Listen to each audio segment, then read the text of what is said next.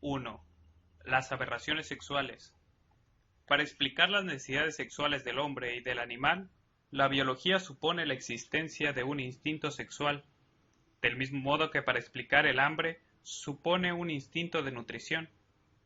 Pero el lenguaje popular carece de una palabra que corresponda a la del hambre, en lo relativo a lo sexual. La ciencia usa en este sentido el término libido.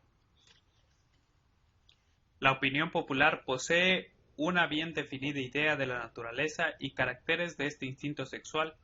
Se cree firmemente que dicho impulso falta en absoluto en la infancia, que se constituye en el proceso de maduración de la pubertad y, en relación con él, que se exterioriza en los fenómenos de irresistible atracción que un sexo ejerce sobre el otro, y que su fin está constituido por la cópula sexual, o al menos por aquellos actos que a ella conducen. Existen, sin embargo, poderosas razones para no ver en estos juicios más que un reflejo poco fidedigno de la realidad. Analizándolos detenidamente, descubriremos en estos asertos una multitud de errores, inexactitudes y fallas de interpretación.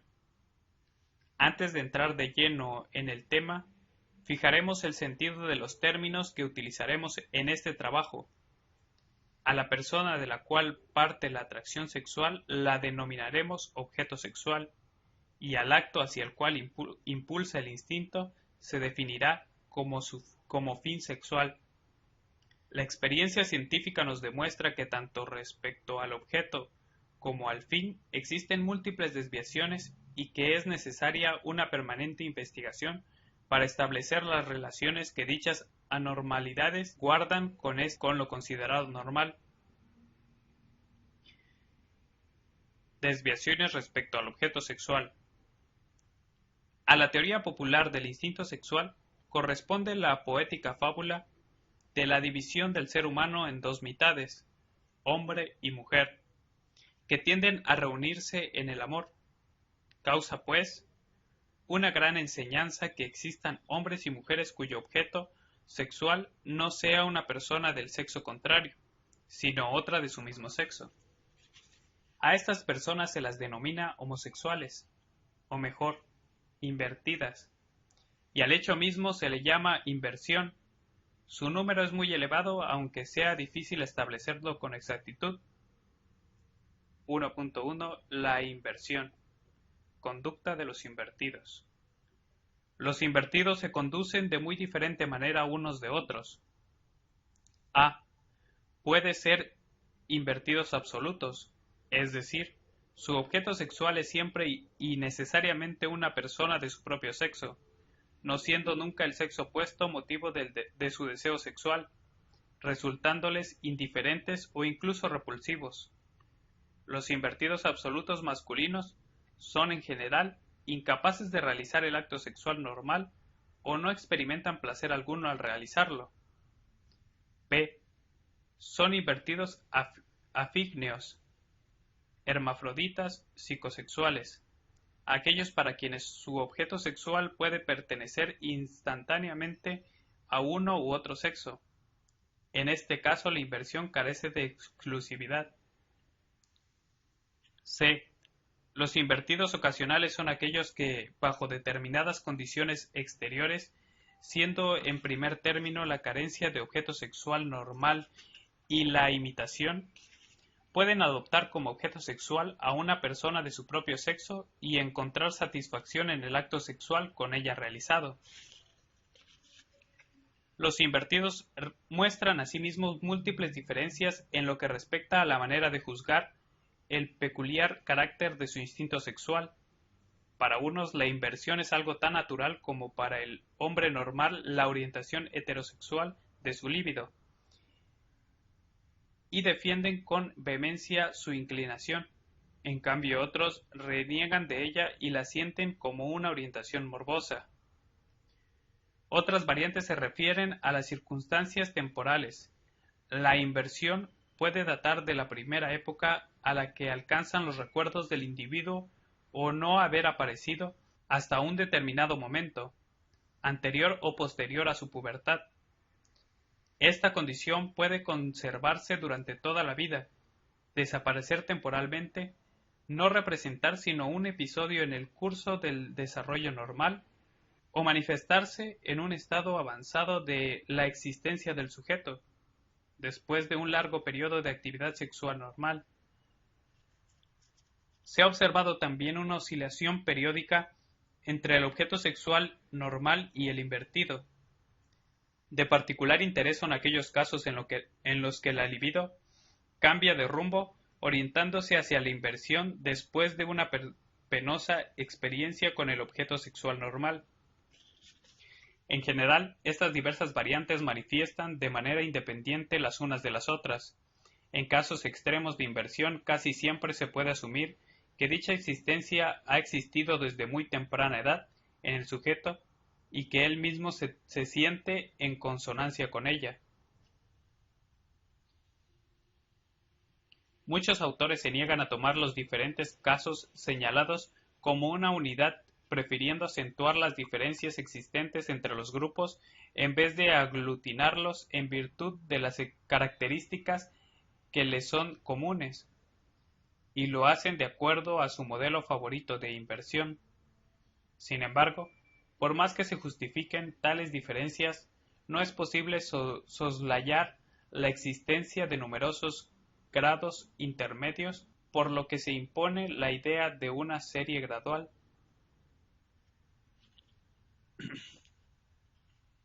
Concepto de inversión. El primer juicio sobre la inversión consistió en considerarla como una forma congénita de degeneración nerviosa, situación esta que se funda en el hecho de que los observadores científicos la reconocieron primero en individuos enfermos de los nervios o que daban la impresión de estarlo. Esta teoría extraña dos formulaciones que deben ser tratadas de manera independiente: el innatismo y la degeneración. Degeneración. El empleo arbitrario del término degeneración suscita en este y en todos los casos una variedad de objeciones, llegando incluso a calificar de degeneración toda clase de síntomas patológicos que no son de origen traumático o infeccioso. La clasificación elaborada por Magnan respecto de los degenerados ha hecho compatible un diagnóstico de degeneración incluso en el más perfecto funcionamiento del sistema nervioso. En tales circunstancias es lícito preguntarse qué utilidad y qué nuevo contenido pudiera tener todavía ese modelo de diagnosticar la inversión. Ciertamente parece más apropiado no utilizar el concepto de degeneración en dos casos específicos. Primero, en aquellos en que no aparecen juntas varias anormalidades graves, y en segundo lugar, cuando la capacidad de existencia y funcionamiento no se presentan como seriamente dañada. Varios hechos nos demuestran que los invertidos no pueden considerarse como degenerados por los siguientes motivos. 1. La inversión se presenta en personas que no muestran otras graves anormalidades.